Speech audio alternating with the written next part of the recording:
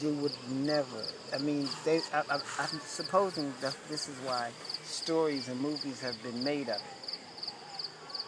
Because these catastrophes and what is coming to the U.S. would have to be orchestrated. You know, they're too perfectly devas- devastating. You know what I mean?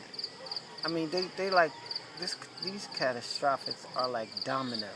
You know what I mean? Like you put together a perfect set of dominoes or cards in a certain position or whatever. You hit one and everything goes. Mm-hmm. That's how these things are happening. Some of them are supposed to be by nature and all those kinds of things, but no, this thing is too well orchestrated. But the thing is our people, our living brothers and sisters, family members have not a clue. I don't know. I can't say they don't have a clue. They gotta have some. It's not enough for action to take action. Put it like that. Whatever it is that they know, and it's on different To know you're on a vessel. levels.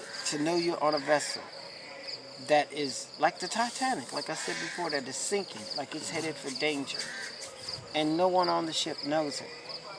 Certain officials know it, but the people don't know it. And they have it looking like they promote it like it's invincible. They can't tell me that that's what they think about the U.S. right now, that it's invincible and that this ship is not going to go down.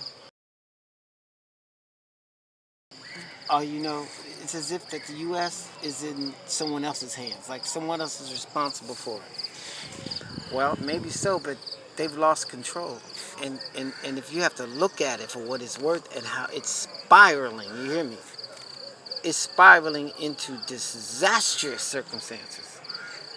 But it's not like we haven't been told or we haven't been warned, and that hasn't even been spoken in history or prophecies or the Bible. Grandmom told me about it. Where did she get it from? The Bible. And I had to read it for myself. But then I discovered there were so many other books that are telling you the same thing about society and its orders and what causes it to fall.